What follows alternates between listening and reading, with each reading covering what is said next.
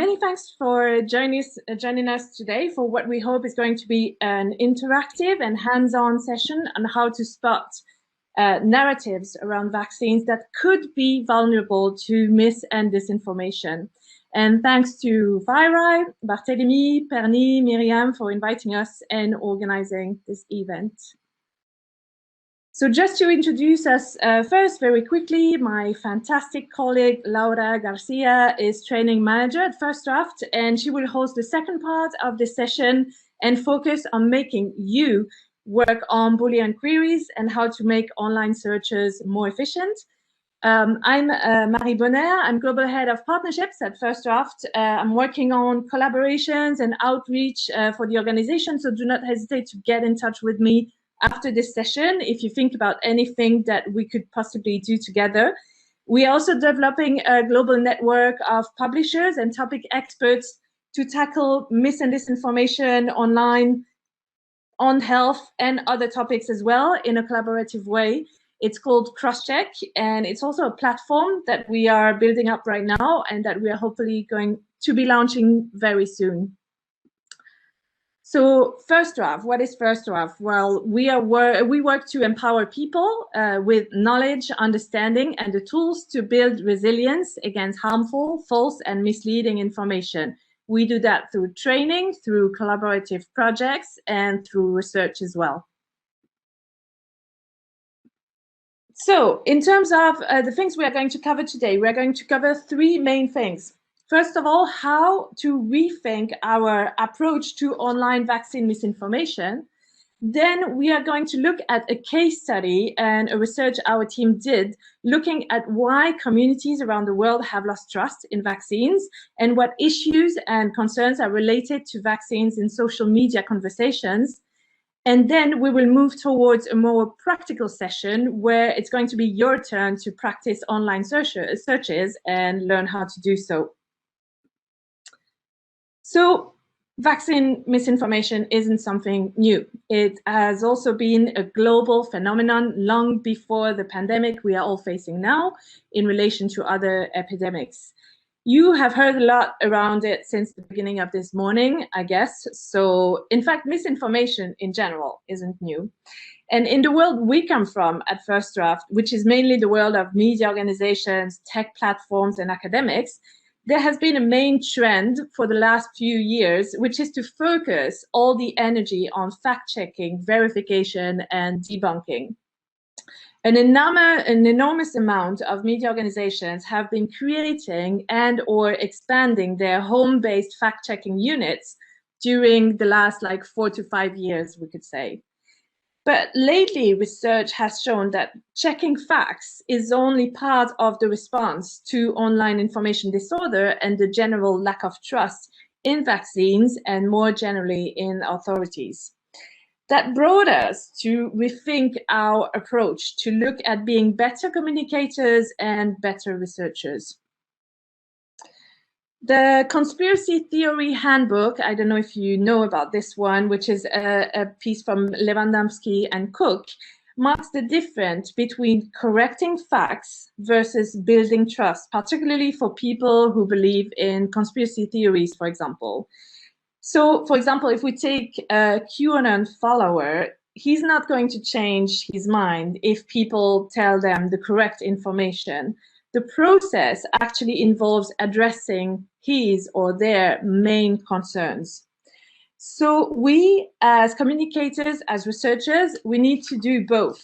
We need to be checking facts because this brings questions to answers to questions that people are asking, but also we need to focus on building trust by identifying and addressing people's concerns rather than focusing on specific pieces of misinformation one after the other. We also need to avoid ridicule when covering conspiracy theories to avoid a backfire effect, a worldview backfire effect. And also we need to work on empathy and to help building critical thinking. So maybe that's why that's where it gets a bit interactive. So what I want you is to focus on these 3 questions while I'm going to go through some of the examples of the case studies and research that we have been doing. How does this help me understand the concerns people have about vaccines? What kind of information would help address these concerns? And what are some keywords I could use to research this topic further? And maybe that last point is particularly important. So if you can keep these 3 questions in mind while I'm going to go through the presentation, that's maybe if you want even to note some things down, that's going to be very helpful at the end of the session. It's also essential to keep in mind that online conversations around vaccines are happening on closed messaging apps as well, such as Telegram or WhatsApp, as you can see it here, and that some of these conversations can be monitored via search strings, as my colleague Laura will show you in the second part of this workshop. The same monitoring is, or social listening, is also possible across other platforms, which might be relevant or not, depending on the country you are based in. Clubhouse, Instagram, TikTok. The use of platforms really depends on the country, the region, the language you are in. So we will see examples of that a bit later on. So the First Draft team, as well as other organizations, have started to work on vaccine and misinformation even before the pandemic. For example, in 2019, around the polio vaccine ran out in Pakistan. This case study that I'm going to present now has been worked on by Sarika Bhattacharjee and my colleague Carlotta Dotto. So Pakistan is one of the 2 countries in the world, and you must know that much better than I do, where polio is still endemic. So there has been a big effort done by international NGOs and Pakistani authorities to vaccinate people, especially children. And that effort was going okay. And then in April 2019, trust in vaccination broke down. In large part, that was due to a series of rumors, some taking the form of misleading videos saying that children were having an adverse reaction to the vaccine. So if we look at that quote, people rushed to the loudspeakers of nearby mosques, barring people to stop polio drops to their children. They also suggested people to take their children to hospital immediately as some poisonous material had been added to the vaccine. So this is a quote from Muhammad Ali Asghar, he was a deputy police commissioner. So 25,000 children were rushed to the hospitals, overwhelming the hospitals. It was chaos. And this happened in the northern part of Pakistan near Peshawar. This is interesting. This example specifically is also interesting to show how trusted community leaders, religious leaders, etc., local leadership really have an impact on these messages as well. And this is something to keep in mind also when we want to tackle misinformation and disinformation. So there is a lot of evidence to back up that these rumors and videos that were shared really did set off the breakdown of public trust in the vaccination campaign. So you can see this on this chart, that before that, the polio cases had started to be contained progressively and then spiked again at the moment these videos were shared. We noticed that there was also a spike in Google searches around these topics at exactly the same date. But it would be missing the big picture, though, to think that the breakdown of trust in the polio vaccine was just because of the misleading videos that were shared in April 2019. So it is clearly the spark. We have seen that from the graphs. But a key of historical context is that in 2011, allegations surfaced about a failed vaccination effort on the part of the CIA. It was claimed to be a vaccination campaign against hepatitis B, but it was actually targeted at getting DNA information about the Bin Laden family. So it sounds mad, but it turned out to be true. To put things into perspective, this happens in the same region in Pakistan where this breakdown in confidence happens years later in 2019. What gives misinformation power, what makes it work, is that there is often a kernel of truth. This is why misinformation is also so strongly rooted sometimes. So what can we learn from this? People have valid questions and concerns about vaccines that have contributed to vaccine hesitancy. And we need to understand that it is not because we would eradicate misinformation about the vaccines that everybody would suddenly be super enthusiastic about them. Narrowing the problem to just misinformation really misses the big picture. Here's a second example, a very quick overview of the report Under the Surface, COVID-19 Vaccine Narratives, Misinformation and Data Deficits on Social Media that was published by First Draft in November 2020, but that was largely worked on during the summer of 2020 last year. So this piece of research has identified key vaccine narratives on social media platforms in English, French, and Spanish, which could erode public trust in a COVID-19 vaccine and vaccines more generally. So as I said, the research was conducted last summer by the First Draft team. Among that, growing concern that dangerous narratives and conspiracy theories may result in increasing vaccine skepticism. The authors are Dr. Claire Wardle, Rory Smith, and Seb Cubban.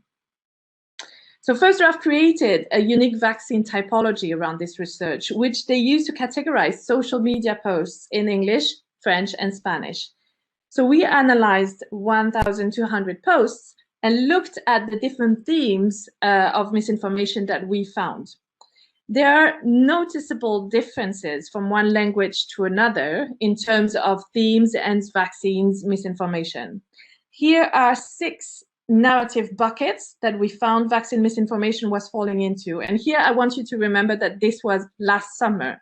So the narratives around it have evolved quite a lot since then, of course, with the rollout of the vaccination campaign.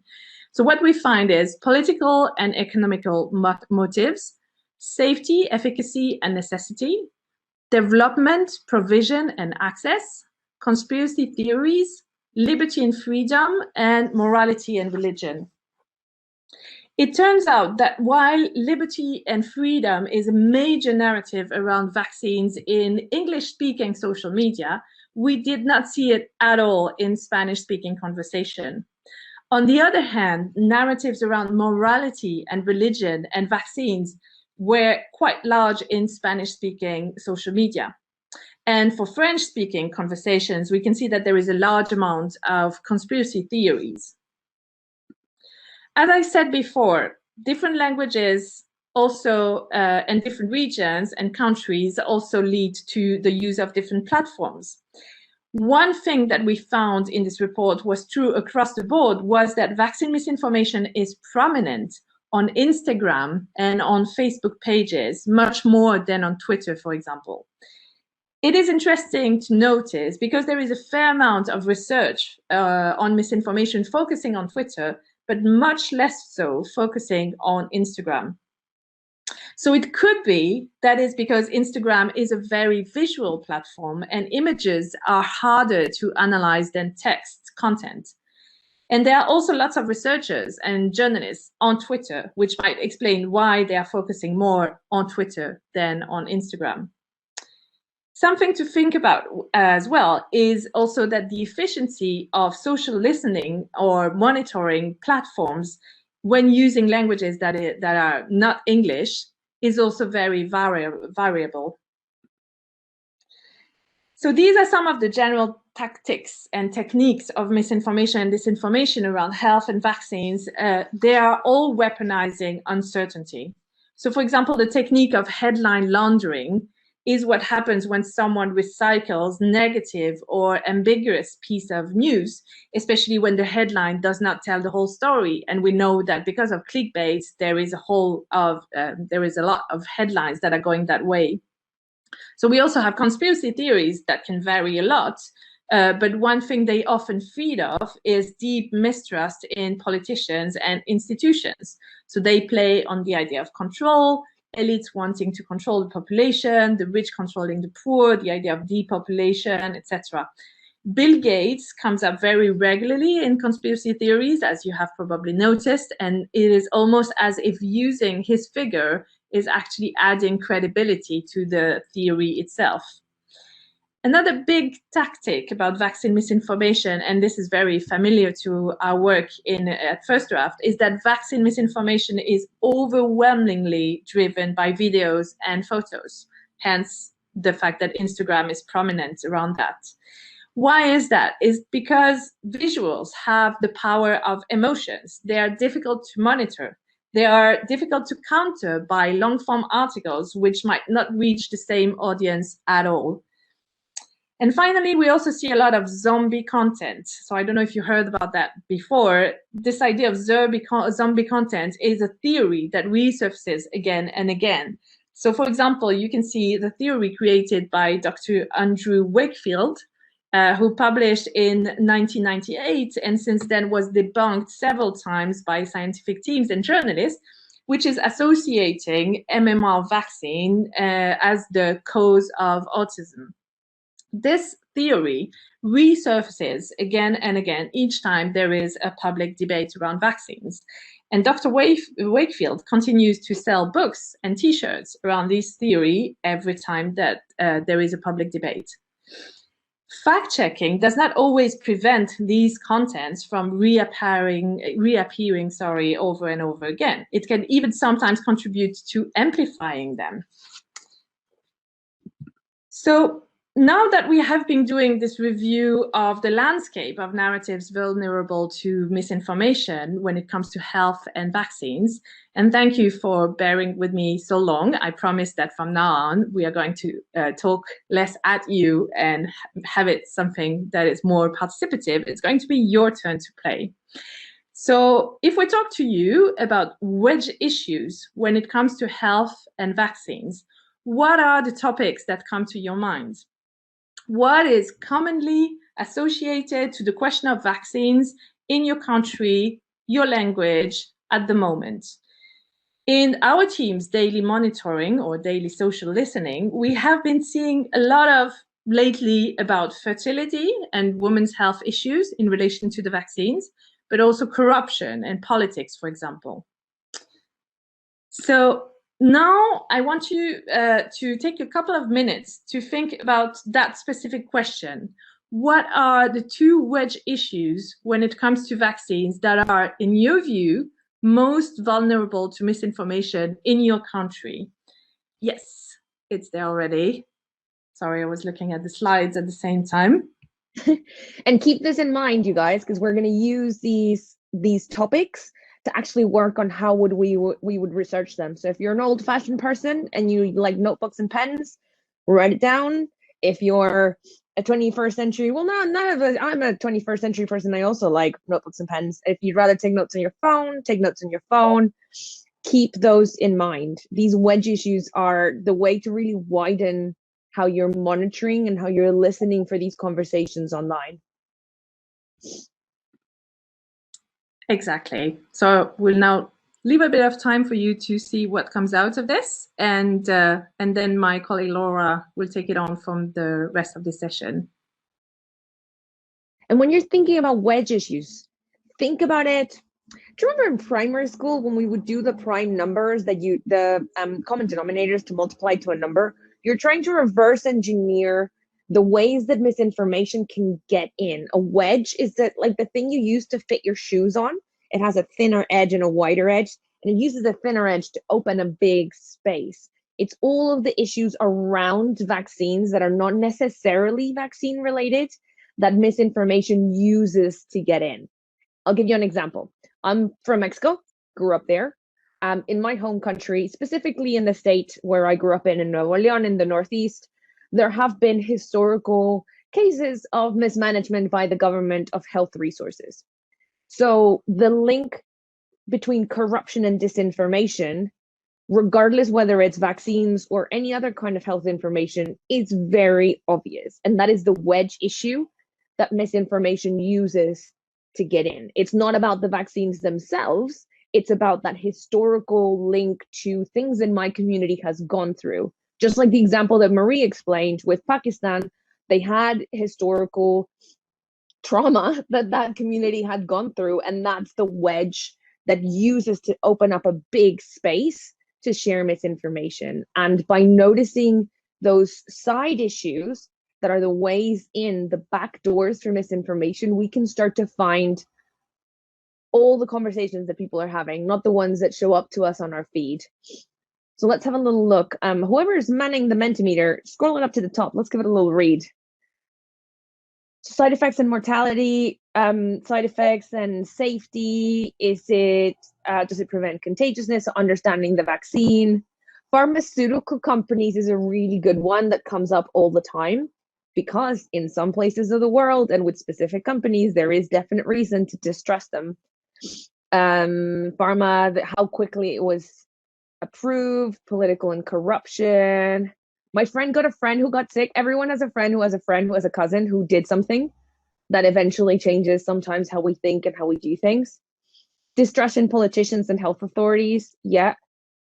Will the vaccine lead to my body attacking itself? That's a really good one. Fears from the BAME community, minority and kind of marginalized, racialized communities from all over the world have historical reasons, really good ones sometimes, to distrust not just health institutions, but governments, private interests, claiming we know nothing about the COVID vaccine. Yeah, too short time to be developed, trying to be natural, being young and not needing the vaccine.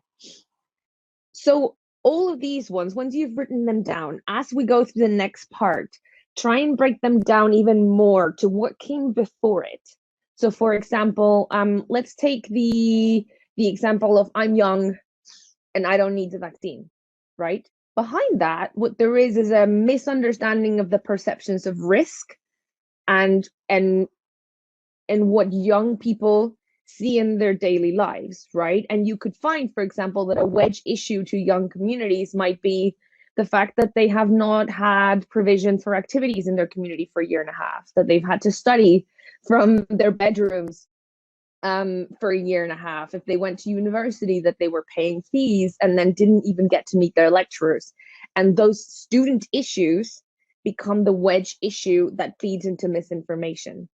See how all of these things start to link together? So try and think back, what is the core concern that takes us to some of these ideas, right? And it's that important shift that Marie was describing between thinking about the facts and thinking about the concerns people have, where they're coming from, how that ties to their personal lived experience, and therefore how we can monitor those conversations to kind of try and get ahead of some of these questions before people have them. This is all really good, you guys. Keep them written down. Let's look at how we can actually then start to use these as a way to monitor conversations online. Excellent. So let's talk about advanced search. And one of the challenges of this kind of work is that it feels insurmountable. It feels, or at least to me sometimes, that we have to do everything, right? We have to be experts in health and health experts in public policy and experts in infodemic management and experts in social listening and experts in verification and experts in health communication. When the reality is that sometimes there are core skills that we can learn that massively change how we do our work. And from the journalism industry, which is where we're coming from, and or at least I'm coming from because I'm a former journalist, learning how to do advanced search is going to be one of those things that if you just master the skill, it's genuinely going to change how you can get a clearer picture or a better picture or a wider picture of the conversations that people are having online about vaccines or about anything else, right? And I'm going to try and make parallels with the offline world, because sometimes we forget that in the end, we're talking about people. Whether it's people talking on Twitter or people talking on Telegram or people talking in a street or in a neighborhood party, people are still at the core of it. And the dynamics of how people share information with each other offline are actually quite similar to how they share them online. So just like offline, we can learn which neighborhood gatherings to go to find out what's going on, we can do that same thing online. And it starts with keywords. So your search is only ever going to be as good as the keywords you input into your web browser or whatever social listening tool that you're using, because those words determine the kind of content and the kind of conversations that this search engine is going to surface, right? Let me give you an example. So here are two separate tweets from people in the United States who are on opposite sides of the vaccine debate, although it shouldn't be a debate, right? On the left-hand side, you have Chelsea Clinton, who's the daughter of the former presidential candidate, Hillary Clinton. And look at the language that she's using in her tweet. It's not too much to ask. Please hashtag believe nurses, hashtag mask up, be a hashtag flu fighter, and hashtag vaccinate yourself and your family. And then look at the ones included within the tweet that she's quoted, right? Believe nurses again, vaccine, COVID-19, max up. People in this side of the debate would use the word anti-vaxxer, for example, to describe someone who doesn't want to take the vaccine or who isn't sure. And we would talk about vaccine hesitancy or vaccine confidence, right? That's one type of language. And this applies across languages and across cultures. And sometimes an issue will have more than two sides, right? Especially if it starts to get colored by politics, then it gets more angles. But here we're showing you a binary example just to illustrate the point that ideology affects how we talk, and therefore the words that we use online to talk about a subject. On the right-hand side, you have someone who isn't that big of a fan of vaccines, and it says peaceful protest. The day New Jersey parents told hashtag big pharma at the state house, no to segregation and no mandates, sending a message to the entire world that your children's medical decision is your choice. Part of you all across the world, happy anniversary, medical freedom. You look at that, that doesn't actually mention the word vaccine once, because sometimes in different communities that are in, particularly, this is in the States particularly, right? But the parallels will be different and similar in other countries. These communities don't, for them, it's not about vaccines, it's about choice. It's about medical choice. It's about vaccine choice. They won't talk about vaccine side effects. They'll talk about vaccine injury. See the difference in the language? A side effect feels like something more that's expected, and injury is something damaging. They'll make references to big pharma, because that's one of the main concerns that people could have, as you guys have pointed out in your answers through Mentimeter. And this first realization is very important, because we are surrounded by people who do this kind of work with us. The way we would talk about vaccines is very different to how people who we're trying to reach might talk about vaccines. And if we can do a lot of brainstorming and writing down a lot of possible keywords and thinking outside of our own political spectrum, we can then start to listen in on these conversations. Laura, how do I find some of these words if I don't interact with these people? Number one is try reaching out to other communities. Number two is look at the comment section on your websites or on Facebook on posts around vaccines. What words are people using for or against or in the middle to discuss vaccines? Make lists. At First Draft, we have tons of spreadsheets just listing different types of words that people use to talk about the subject, because then it means that we're casting our net a lot wider to what we're listening in. And here's some 5 tips to kind of make you better at this stuff and supercharge your search. The first one is make a list of all the relevant keywords with the topic that you're searching. So for example, vaccine safety or efficacy, or concerns about fertility for women, or things about vaccine equity and access, and then start to brainstorm, right? And this is best done collaboratively with your colleagues, particularly if you're working with multi-language or cross-national communities, because then each pocket of people will have their different ways of talking about this issue. Think about the language that people actually use when we talk online. Even us, right? I might tweet in a lot more casual way than I use when I'm teaching or when I'm working as part of my role in First Draft. And that distinction is important, because if we type into our search bars or our social listening tools the words that we would use to title a report or a headline, we're just completely missing those conversations, right? It's like showing up at a party that's really casual in a ball gown. You're not getting the right vibe. The second one, Oh, we've gone through the second one. Sorry, the third one. This also means including slang, sometimes misspellings, and even swear words. Also, if you're monitoring multilingual communities, multi-language communities, sometimes it's a bit of a mix, right? My colleagues Daniel Acosta and Jaime Longoria at First Draft monitor Latin American and Hispanic communities in the States, and they have to think about words in English, in Spanish, and in Spanglish, because that's how people talk, right? So think about those parallels with the communities and the audiences that you're trying to reach. Think about how people across the political spectrum use language. Sometimes there's two sides to a debate, sometimes there's three, sometimes there are four.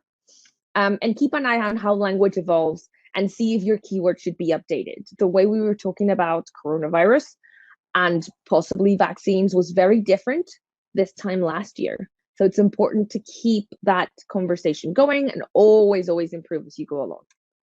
So with this in mind, and with the wedge issues that you highlighted in the first part, I'm gonna send you into breakout groups for 5 minutes.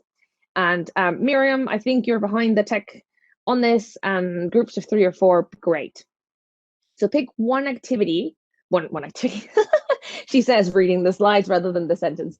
Pick one of the wedge issues that you highlighted in the first section and write down at least 10 words that you could use to monitor that issue. Again, try to think outside your own political spectrum. Try to think outside your own political ideology and the people that you normally work with. Think about misspellings, slang words, potentially offensive racist language, which sometimes comes into play, swear words, all that kind of stuff. And we'll do a competition and see who can write most of them, talk them over with the people in your group, compare notes, because sometimes some people will have ideas that you might have not thought of. So for example, is there a relation to sport? Right? We just saw in the Euros something awful happened to one of the football players from Denmark. Thankfully, he's okay. But you might have seen online that there's also people trying to spread the misleading rumor, the lie, that it's because he got the Pfizer vaccine 10 or 12 days before he was playing, right? So think about random topics that you wouldn't have necessarily associated with vaccines and try and think of words that could help you monitor that conversation in your language and the languages around your community, misspellings, slang words, the words.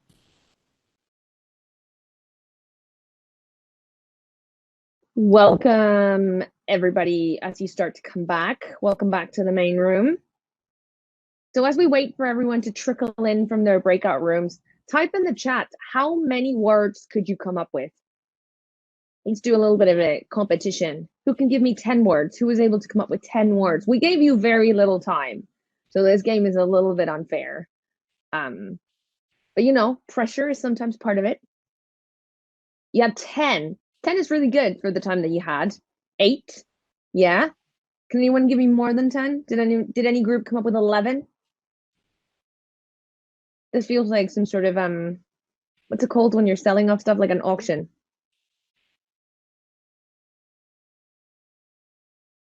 Give it another second because I think people are coming back slowly into the room, and technology also isn't always our best friend.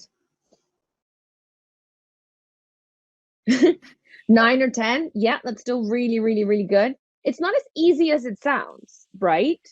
Thinking, oh, I'll just brainstorm lots of words. But when you start to think about it, we are so used to talking about subjects like this in ways that speak to us in our community that trying to think outside of that can sometimes be really hard. I don't have a slide of this here, but I'll describe to you what it looks like. So for example, ahead of the European elections, last time the team at First Draft came up with a humongous list of words to monitor for in English, and not just like words, but phrases that would have to do with kind of electoral confidence and things that could happen at polling stations, first in English, and then we translated them into tons of languages, right? Some of the languages that the team speaks and some of the languages that the team doesn't speak, but we use Google Translate to help us out so that we can monitor a wider net of conversations. Even in the UK, for example, where Marie and I are based, you have communities from all over Europe. So if you only monitor what people are saying in English about elections that are relevant to other communities, you're missing part of the story, right? Yeah, and it's not that easy. And it's hard to stay away from those academic terms. I know.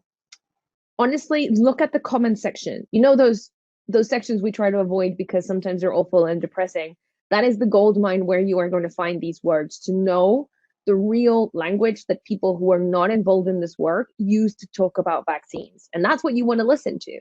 Those are the conversations we want to be tapped into because those are the conversations I bet you that bad actors and people who want to spread misinformation are listening to find opportunities to insert the information that they're trying to spread. So let me give you one last tool of how you can bring those keywords together. And the practice, you're going to have to take it as homework. So once you have your really robust list of keywords, that's homework number one.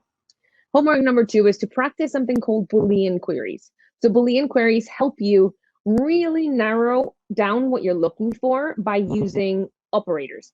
Boolean queries work in Google, YouTube, Twitter, and LinkedIn.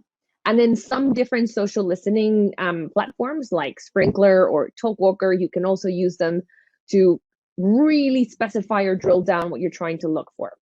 Now, the operators have to be in English and they have to be in all caps, but the words you're looking for can be in whatever language you want, and you can mix up languages left and right, right? So the first one, if you use the word and in all capitals, you are reducing what you're looking for because you're asking the search browser for content that has the word vaccine and the word injury. And this is only looking through the text. So that challenge that Marie was saying about how it's harder to monitor visual misinformation is very real because this is not looking through the images, it's just looking in text around a post or a website or Instagram post. So you're not looking at the image, but the description behind, like beside it. Or all in caps, expands your results. It says, give me stuff that has the word Moderna or the word Pfizer, right? And then you can start to combine them. So you can use parentheses. If this is giving you flashbacks to maths in school, it's because it works exactly like that. So Boolean queries will prioritize stuff in parentheses and combine them that way. So this one, for example, is saying, I want to see content that includes the word Moderna or the word Pfizer and the word injury or the word harm. One of the first, one of the second. And that means that in one go, I am performing all of the different combinations of these rather than doing them individually, right?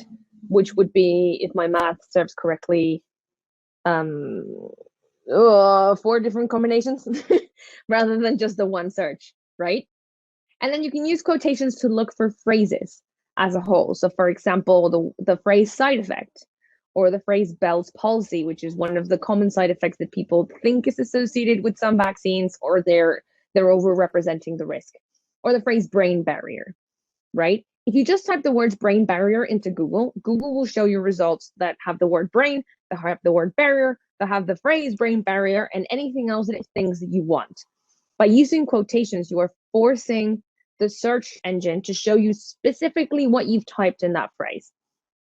So here's an example of how this can all come together. And this looks big and scary, but it's actually not that big and scary. Let me break it down for you. You have 2 sets of words in parentheses, or like words and phrases. The first one is about the vaccine. Vaccine, vaccinate, Moderna, Pfizer, AstraZeneca, or AstraZeneca with a K. And the second set in parentheses are words about possible side effects. Injury, harm, death, side effect as a phrase, autism, Bell's palsy as a phrase, sick, fever, brain barrier, or encephalopathy. When you're asking Google or Twitter, in this case, is to look for content that has one of the first that talks about vaccines, and one of the second one that talks about side effects. And just to point out what we were talking about, misspellings are hugely important, particularly around things that have to do with health. We have a huge list of all the wonderful ways that people misspell hydroxychloroquine, for example, because we're all busy, because sometimes we're spelling things that are not in our native language, because sometimes we're typing them into tiny phones or we're walking down the street and we misspell stuff. And having a mix of words and phrases will really make your search super powerful. So just like keywords, Booleans should be iterative. That means you tweak them as you go, you improve them as you find more things that work. Booleans like everything else that we work in at First Draft, are better with friends. Collaboration really makes these powerful because together you can improve them. And whether that is having a shared document where you store your Boolean queries, or brainstorming them together on a call and then trying to figure out if they work, tweak them as you go, improve them as you go, and the work is always done better collaboratively. Let me show you, how about use of truncation? Like, oh, Ahmad, you're talking about like super advanced use of Boolean queries. Yeah, you can use truncations like that if you want to. But that can also really widen your net beyond just vaccines. So for example, in Spanish, the word vacuno actually refers to anything that has to do with meat from cows, beef. So with the truncation vac and then asterisk, what you're asking the search operator is to look for any words that start with V, A, and C, and then whatever else you want afterwards. If you were making the search in Spanish, that would actually throw up all of these posts related to things that have to do with beef, because the word vacuno starts with VAC, right? So those decisions might be really dependent on the language that you're doing. And we're done. I'm just going to show you a couple of resources from us for homework. Take the words that you brainstormed today and write a research query that tries to find people talking about the side effects of vaccines. Tools and resources from our end, which you will also get in the goodie bag. As Marie mentioned, we are in the process of launching a really cool collaborative space called Crosscheck, where people from all sorts of different professions and roles will be able to collaborate together to verify, talk about misinformation, not just about vaccines, but about politics and climate change, and use each other's skills, language skills, subject knowledge to verify and report on misinformation in a more responsible way so that we're not accidentally amplifying stuff. You can find all of our vaccine resources on the Vaccine Insights Hub. That's the link. And maybe Marie can drop it into the chat really quickly. We have daily insights on emerging narratives, training tips, tools that you can use, resources about how to understand vaccine confidence in general, and some of the historical reasons why people might not be super excited about vaccines. We also have a 3-page PDF guide with tips on how to talk about vaccines without potentially amplifying dangerous or misleading narratives that we are very proud of and that we hope you find really useful, which you can find both on the Vaccine Insights Hub or on this bit.ly on your screen now. And that's kind of it from us. Sorry, we're 1 minute over time. You can get in touch with either Marie or myself in the email training@firstdraftnews.com. And we've been dropping lots and lots in the chat to more resources that you can find on our website. Please get in touch. We're also on Twitter. We want to talk to you and figure out how we can help.